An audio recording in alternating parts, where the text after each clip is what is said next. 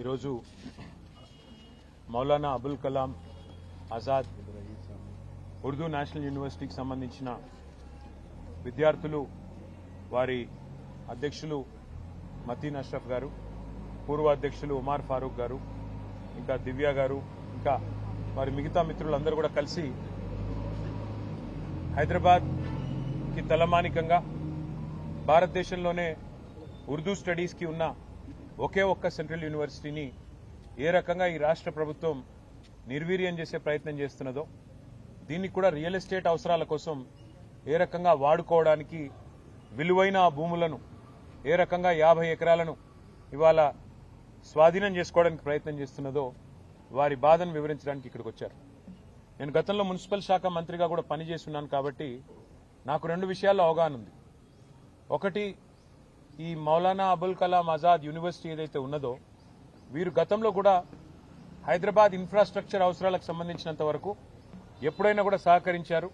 ఎప్పుడైనా కూడా ముందుకొచ్చి హైదరాబాద్ ముందుకు పోతుంది అంటే మాత్రం వారు కూడా మనకు అండగా నిలిచారు. 32 ఎకరాలు, ఎందుకంటే ఓఆర్ఆర్ని అంటుకునే ఉంటుంది యూనివర్సిటీ, ఓఆర్ఆర్ కూడా యూనివర్సిటీ ల్యాండ్లోంచే పోయింది. అది అడిగినప్పుడు ఆనాడు కాంగ్రెస్ ప్రభుత్వమే ఉంది, 32 ఎకరాలు అప్పుడు కూడా ఇచ్చారు. తర్వాత బీఆర్ఎస్ గవర్నమెంట్ వచ్చిన తర్వాత ఆ ఖాజాగూడ చెరువు నుంచి యువతల గచ్చిబౌలి టు అటు నానక్రామ్ కూడా ఒక లింక్ రోడ్ తీయడానికి ల్యాండ్ అడిగితే 7 ఎకరాల స్థలం అప్పుడు కూడా యూనివర్సిటీ ల్యాండ్ అప్పుడు కూడా వాళ్ళు సహకరించారు. అప్పుడు కూడా వారి యూనివర్సిటీ కాంపౌండ్ వాళ్ళు కూడా వెనక్కి జరుపుకొని వారు మనకు రహదారి ఏర్పాటు చేయడానికి అవకాశం ఇచ్చారు. అంటే ఎందుకు చెప్తా ఉన్నానంటే హైదరాబాద్ నగర విస్తరణకు, హైదరాబాద్ ప్రజల అవసరాలకి, హైదరాబాద్ పురోగమనానికి ఎన్నడూ కూడా యూనివర్సిటీ వ్యతిరేకించలేదు. కానీ ఈ రోజు యూనివర్సిటీ పిల్లలందరూ కూడా ఇక్కడ ఎందుకు వచ్చారు అంటే అసలు సెంట్రల్ యూనివర్సిటీ వచ్చిందే హైదరాబాద్కి తెలంగాణ మొదటి దశ పోరాటం తర్వాత ఇక్కడి విద్యార్థులకు, ఇక్కడి ప్రజలకు ఇచ్చిన హామీల్లో భాగంగా హైదరాబాద్ సెంట్రల్ యూనివర్సిటీని ఏర్పాటు చేశారు. ఆ తర్వాత క్రమంలో మరొక సెంట్రల్ యూనివర్సిటీ మరి అబుల్ కలాం గారి పేరు మీద పెట్టిన మను కూడా పెట్టారు. పెట్టిన తర్వాత ఈరోజు ఆ స్థలాలకిచ్చిన ఆ విశ్వవిద్యాలయాలకు ఇచ్చిన భూములను తిరిగి వెనక్కి తీసుకుందామనే ప్రయత్నం ఏదైతే ప్రభుత్వం చేస్తున్నదో ఇది నిజంగా కూడా తీవ్రంగా గర్హించదగ్గది, తీవ్రంగా వ్యతిరేకించదగ్గది. ఇంకోటి మనం చూస్తూ ఉంటాం సినిమాల్లో, టీవీల్లో సీరియల్ కిల్లర్లను చూస్తుంటాం. అట్లాగే ఈ కాంగ్రెస్ ప్రభుత్వం ఎట్లా ఉందంటే సీరియల్ స్నాచర్ వీళ్ళు.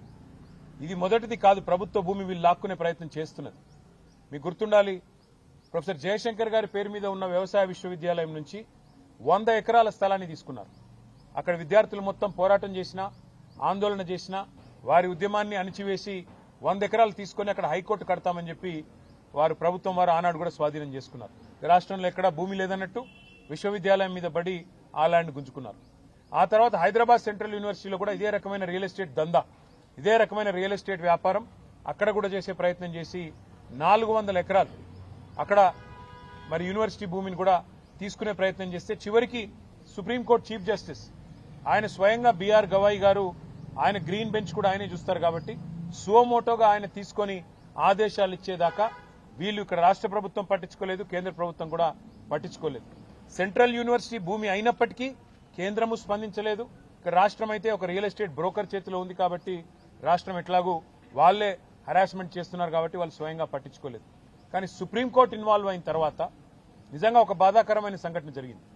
సుప్రీంకోర్టు ఇన్వాల్వ్ అయ్యి ఒక సెంట్రల్ ఎంపవర్డ్ కమిటీని వేసిన తర్వాత ఆ కమిటీ చెప్పింది స్పష్టంగా 10,000 కోట్ల కుంభకోణం ఇందులో జరిగింది, దీన్ని విచారించండి అని కేంద్ర ప్రభుత్వానికి సిఫారసు చేసింది central empowered committee. Appoint special investigation team అని చెప్పింది. కానీ ఎందుకో మరి బడే బాయ్ చోటే బాయ్ రిలేషన్ కావచ్చు, ఇంకోటి కావచ్చు, ఇంతవరకు కేంద్ర ప్రభుత్వం ఎలాంటి చర్య కూడా తీసుకోలేదు, ఎలాంటి ఇన్వెస్టిగేషన్ కూడా ప్రారంభించలేదు. 10,000 కోట్ల కుంభకోణం కాంగ్రెస్ గవర్నమెంట్ చేస్తే ఇవాళ బీజేపీ గవర్నమెంట్ దానికి వత్తాసు పలుకుతా ఉంది. ఇది ఎందుకు చెప్తున్నా నేనంటే ఒకవేళ హైదరాబాద్ సెంట్రల్ యూనివర్సిటీలో కనుక కేంద్ర ప్రభుత్వం గట్టిగా యాక్ట్ చేసి ఉంటే రాష్ట్ర ప్రభుత్వం ఈరోజు ఈ దాష్టికానికి ఒడిగట్టే పరిస్థితి ఉండేది కాదు. ఈరోజు ఇండియన్ స్కూల్ ఆఫ్ బిజినెస్ వాళ్లకు నోటీస్ ఇచ్చారు, అక్కడ కూడా 100 ఎకరాలు తీసుకునే ప్రయత్నం చేస్తున్నారు. ఇక్కడ మౌలానా అబుల్ కలాం ఆజాద్ యూనివర్సిటీకి నోటీస్ ఇచ్చి ఇక్కడ 50 ఎకరాలు లాక్కునే ప్రయత్నం చేస్తున్నారు. ఇది ఒక రియల్ ఎస్టేట్ బ్రోకర్ వ్యవహారం మాదిరిగా ఈ ప్రభుత్వం పనితీరున్నది తప్ప విద్యా సంస్థల్ని, విశ్వవిద్యాలయాల్ని ముందుకు తీసుకుపోవాలన్న సోయి గాని ఇంగితం గానీ లేదు. ఇవాళ రాహుల్ గాంధీ గారు నేను అడుగుతా ఉన్నా, పెద్ద పెద్ద మాటలు చెప్తుంటారు, మీరు భారతదేశంలో మైనారిటీల రక్షకుని నేను, అల్పసంఖ్యాక వర్గాలకు నేనే పెద్ద దిక్కు అన్నట్టు పోజులు కొడతా ఉంటారు. రాజ్యాంగం కాన్స్టిట్యూషన్ ని చేతిలో పట్టుకొని మొహబ్బత్ కి దుకాన్ అని పెద్ద పెద్ద మాటలు చెప్తుంటాడు రాహుల్ గాంధీ. ఇదేనా మీ మొహబ్బత్ की दुकान? क्या जमीन हड़पना, जमीन छीनना, यही है आपकी मोहब्बत की दुकान? राहुल जी, आप बताइए, सवाल का जवाब दीजिए। आज बच्चे रोड पे आके आंदोलन कर रहे हैं, वहां पे क्या नौबत थी? वो आते हैं यहाँ पे, पूरे हिंदुस्तान में 28 जो रियासत है वहां से आके यहाँ पढ़ाई करते हैं, उनकी फ्यूचर के लिए कुछ अच्छा मेहनत कर रहे हैं वो। आज उनको मजबूरन आपकी हुकूमत की तरफ से जो मजबूरी यहाँ पे खड़ा किया गया, उसके जवाब में बच्चे आज बाहर आके उनको आंदोलन करना पड़ रहा है। मैं डिमांड करूंगा राहुल गांधी से, अगर आप लीडर ऑफ ऑपोजिशन सही में हो तो आप हुकूमत को, मरकजी हुकूमत जो है, जो यूनियन गवर्नमेंट है, उनको सवाल करिए, उनको बोलिए एक सेंट्रल यूनिवर्सिटी है, एक्सपैंड करना चाहती है, उनका इंफ्रास्ट्रक्चर में एडिशन करिए। वहां के अगर सहूलत और इंप्रूव करना है, वहां की इंफ्रास्ट्रक्चर और इंप्रूव करना, तो जरूर करिए, आवाज उठाइए।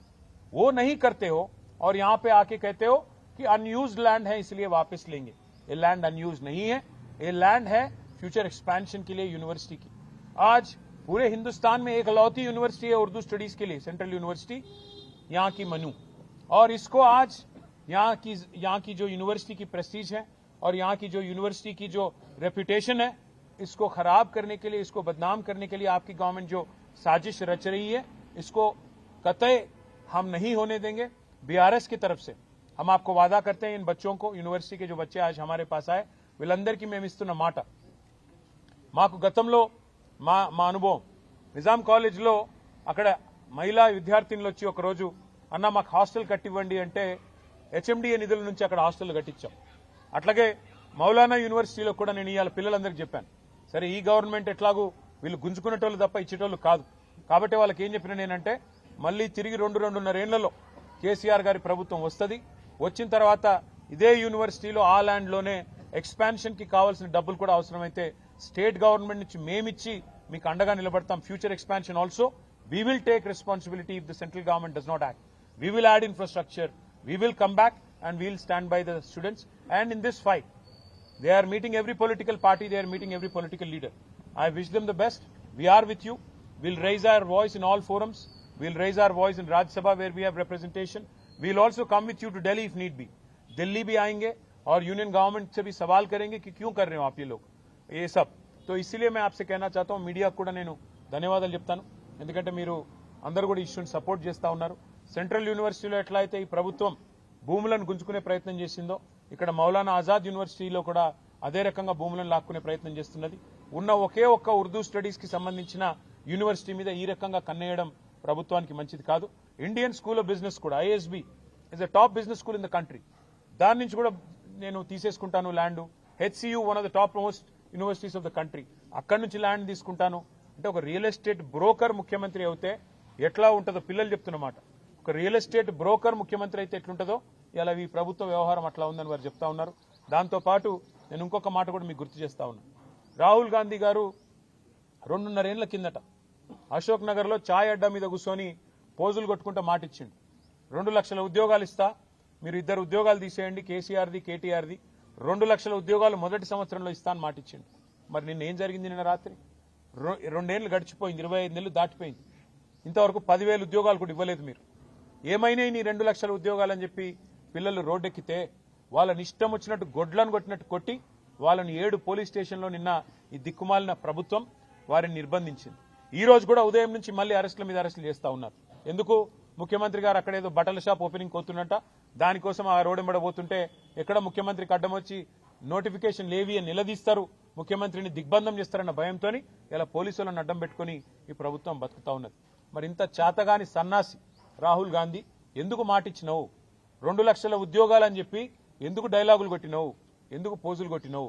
ఎక్కడ పోయినాయి నీ 2 లక్షల ఉద్యోగాలు? ఇవాళ ప్రజలు అడుగుతున్నారు, మా పిల్లలు అడుగుతున్నారు, దమ్ముంటే సమాధానం చెప్పు. 10,000 ఉద్యోగాలు ఇవ్వకుండా ఇక్కడ భూములు గుంజుకుంటావు, యూనివర్సిటీ దగ్గర ఇస్తానన్న ఉద్యోగాలు ఇవ్వవు. ఈ రకంగా తెలంగాణ యువతతో, భారతీయ యువతతో కాంగ్రెస్ ఏదైతే డ్రామాలు ఆడుతున్నదో దీని అందరూ కూడా గమనించాలని కోరుతూ, ఈ భూముల విషయంలో ఖచ్చితంగా బీఆర్ఎస్ పార్టీ పూర్తి స్థాయిలో పిల్లలకు మద్దతుగా నిలబడుతుంది. ప్రభుత్వం గనక ఈ భూములను లాక్కునే ప్రయత్నం చేస్తే అవసరమైతే ప్రత్యక్ష పోరాటానికి కూడా పార్టీ తరఫున మేము కూడా ముందుకు పోతాం. మా స్టూడెంట్ విభాగం అధ్యక్షులు శ్రీనివాస్ యాదవ్ గారి నేతృత్వంలో, మా పార్టీ యొక్క మైనారిటీ విభాగం నేతృత్వంలో అందరం కూడా కలిసికట్టుగా ఈయన్ని ప్రతిఘటిస్తాము, అడ్డుకుంటామని చెప్పి కూడా మీకు తెలియజేస్తాం.